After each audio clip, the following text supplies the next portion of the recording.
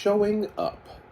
It's directed by Kelly Reichardt, stars Michelle Williams, Hong Chow, Judd Hirsch, Amanda Plummer, John Majaro, and Andre 3000, better known as Andre Benjamin, but it's still fun to call him Andre 3000.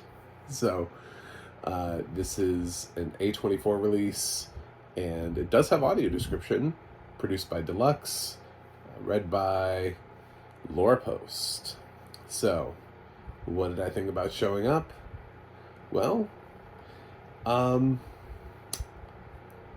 let's start by saying that I've heard a lot about Kelly Reichardt, and most of it came from First Cow, which I also noticed for some reason didn't really get a lot of awards attention, but it seemed like people liked it.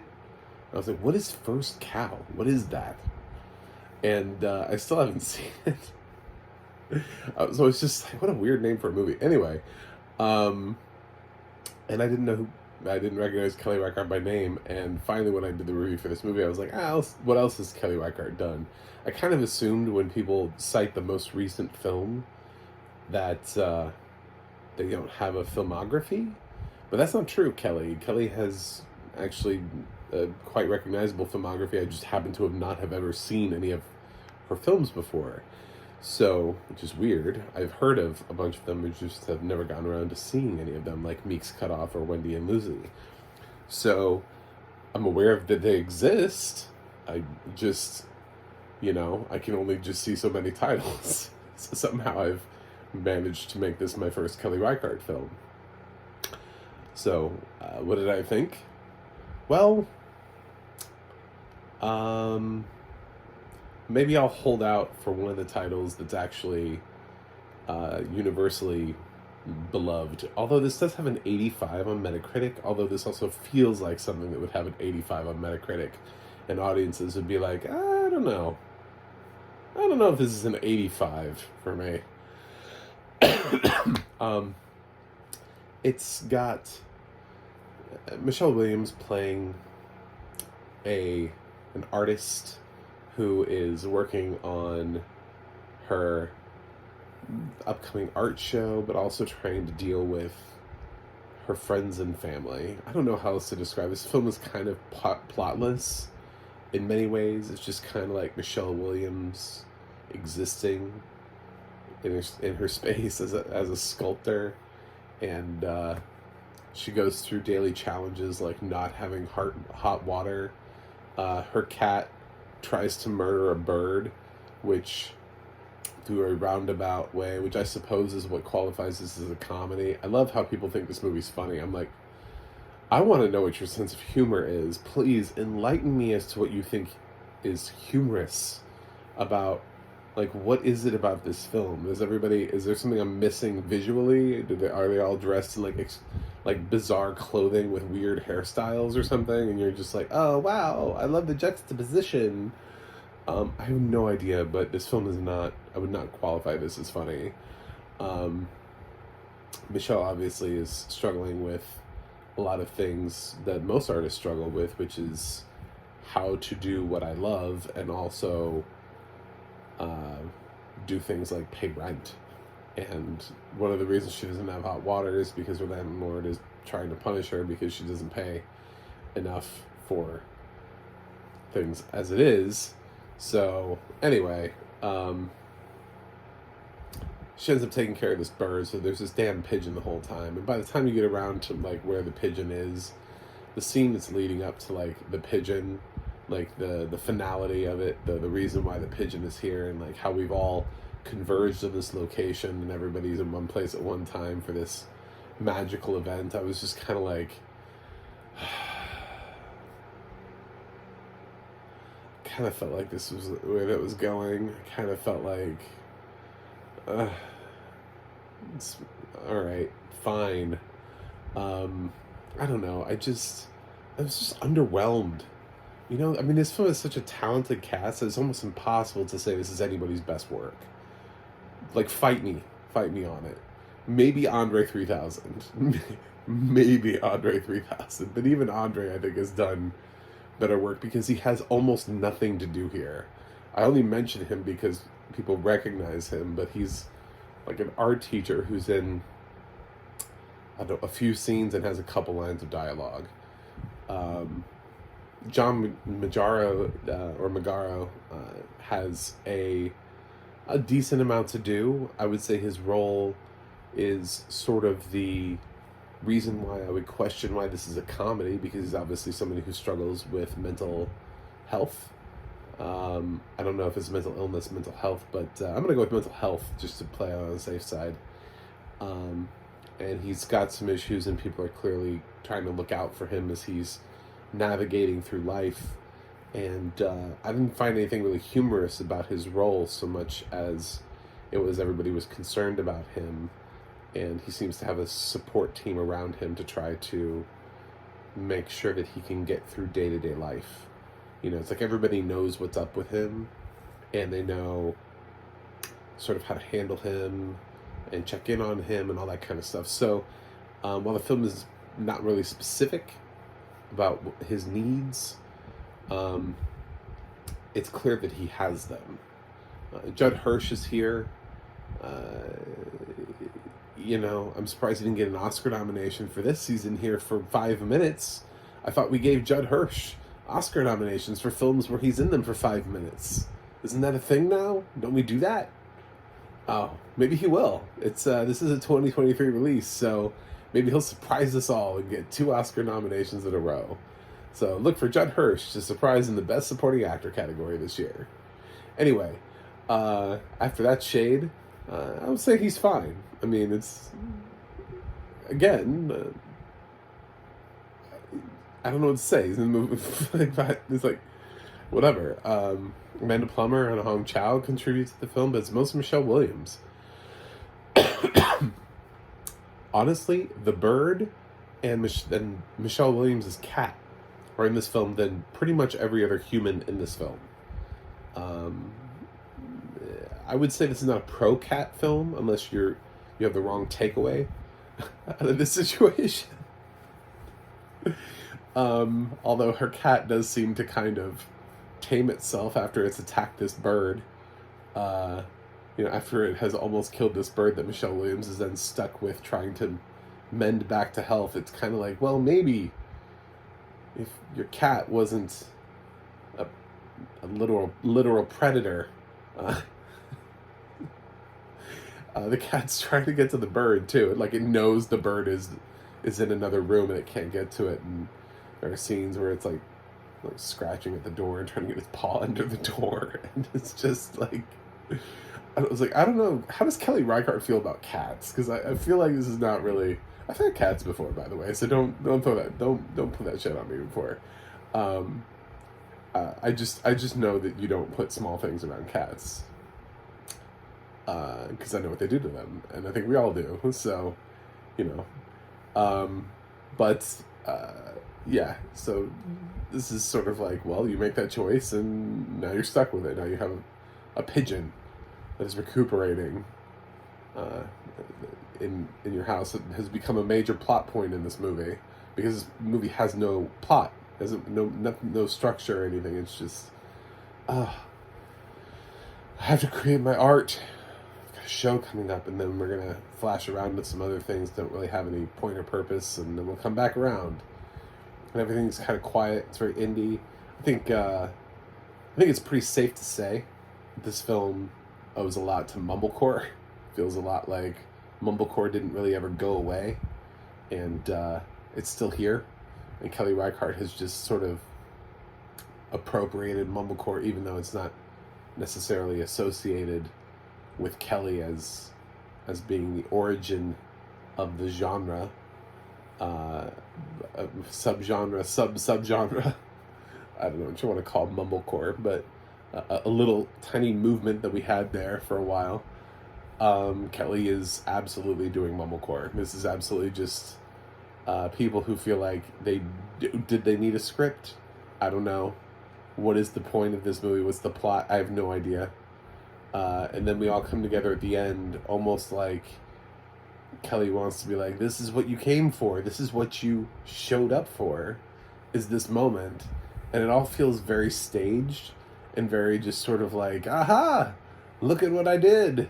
Aren't you pleased?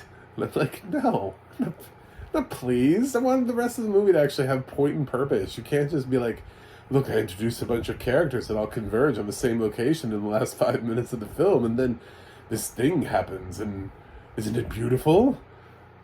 Yeah, but what about the rest of the movie? Like, I don't know. I think Michelle Williams is an incredibly talented actress, incredibly gifted actress, even though I was upset with her last year about her deciding that she was a lead actress in The Fabelmans. I still had listed her as my pick for Best Supporting Actress in The Fabelmans because it was my favorite performance by a supporting actress in a film. So she is an incredible talent, and I don't think this film really uses her in the way. It doesn't really use Hong Chow in any specific way. It just kind of exists. This film exists. It's like everybody, for some reason, wanted to work with Kelly Reichardt, although I think Michelle Williams already has. So it's like people want to work with Kelly Reichardt, and they were like, oh my God, thank you so much for this opportunity. And nobody read the script. Nobody really asked, what is this movie about? Everybody just wanted to act like they knew what this movie was about, and they were like, yes. Uh-huh, yep. Well, it's about an artist preparing for an art show who has people in her life. The end. Have fun. It's not necessarily bad. It's also not good. It's also not something that I'm going to run around and be like, oh my God, you have to see this film. It's the most underrated film of the year, which is why 85 kind of bothers me. I'm like, that feels like a lot, but it also feels like it's just representative. See, these things are aggregators. Whether you do them on Metacritic, where they're just more picky, Metacritic is the same thing as Rotten Tomatoes. It's still just an aggregator of thumbs up, thumbs down. It's just that they're more picky, and they have less people in Metacritic. So the score feels higher because they're more snobbish about who they let in, and Rotten Tomatoes started letting people in, who... I guess those who truly feel like that they are the cream of the crop needed to splinter off and form their own groups so that they could turn their noses up at everything and have a Metacritic score. I don't know. It's still just like a pass fail, and it just means 85% of the critic 85.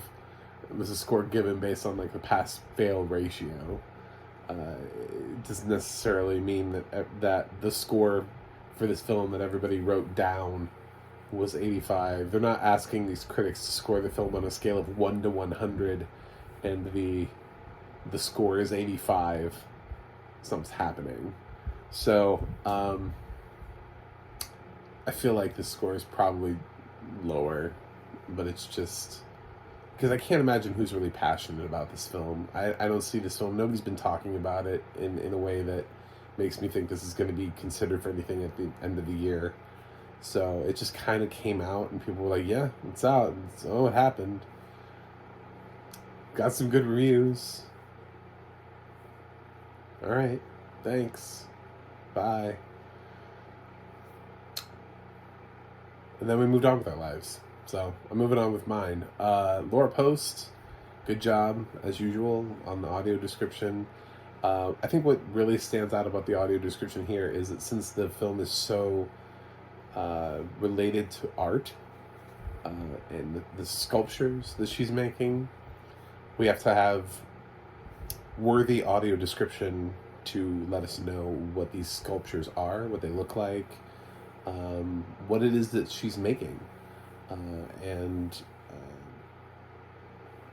I mean, otherwise, what else is the film about? The film's not really about anything. It's not a period film, so there isn't costumes or older style buildings to have to describe here.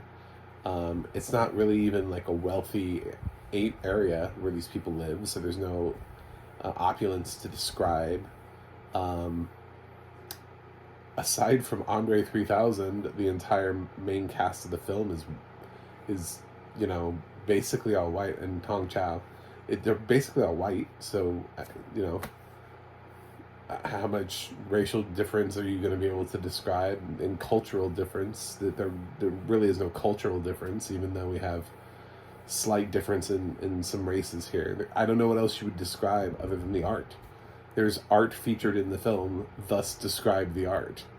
I just don't think, I mean, she doesn't have any hot water, and she keeps needing to shower places, so I don't think she's changing.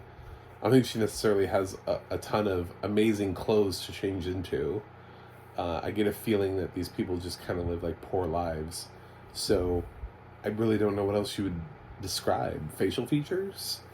I mean, you could break down, for anybody who doesn't know what these actors look like, you could just slowly break down every look on their face and try to deeply describe, and this could be the best description of each one of these actors.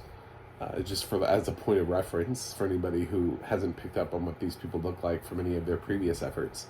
So I did appreciate the fact that there was a focus on art, because this film seems to want to focus on art. Therefore, I think that was correctly where the audio description focused. I can't think of anything else. Like, the bird is probably second, and then also paying attention to what the cat is doing. Since it's a non-verbal character, there's absolutely a character in this movie. This cat is around too much in this film to not be considered a character. The cat is in the film more than most of the humans I mentioned. So, it is absolutely, it's a top 4 billing cat. Like, this cat has top 4 billing. It would be like Michelle Williams, Hong Chow, cat. And I guess, I don't know, John Majaro. I still got to figure out if his name is Magaro or Majaro. I'm hoping he gets nominated for some awards so we can settle that bet. Because I keep hearing it, now that he's like in award season buzz, I keep hearing it pronounced both ways. And I'm like, I thought it was Magaro, but now people are like really sure it's Majaro. And I'm like, what is his name? Somebody please decide what this man's name is. Anyway, showing up it's whatever. If you like Kelly Reichardt, and if you've seen Kelly's films, maybe this is on brand for Kelly. I don't know. You might love this film if you like Kelly Reichardt films. It does have an 85 on Metacritic. I can't deny that. However, it also has like a lower IMDb score, which suggests to me that the Gen Pop thinks it's just all right. So I think it's just whatever. So I'm gonna give Showing Up a C. I can't really say it's the best of anything, and I kind of feel like it came in and went out of my life. But I also don't feel like it's a bad film. I just feel like it just does really kind of nothing. It's kind of average, just kind of exists. It's there. So anyway, thanks for watching. Thanks for subscribing. And I have a website, MacMovieGuy.com. You can follow me on Twitter, Instagram, or Threads at MacMovieGuy. You can go to the audio description project at ep.acb.org. It'll let you know what is audio description, where you can watch it. And you can go to the ADNA.org. That's the ADNA.org. It'll let you know more about Laura Post. You can type her name in and see what else she's done narration for. Anyway, that's it. I will see you guys on the other side.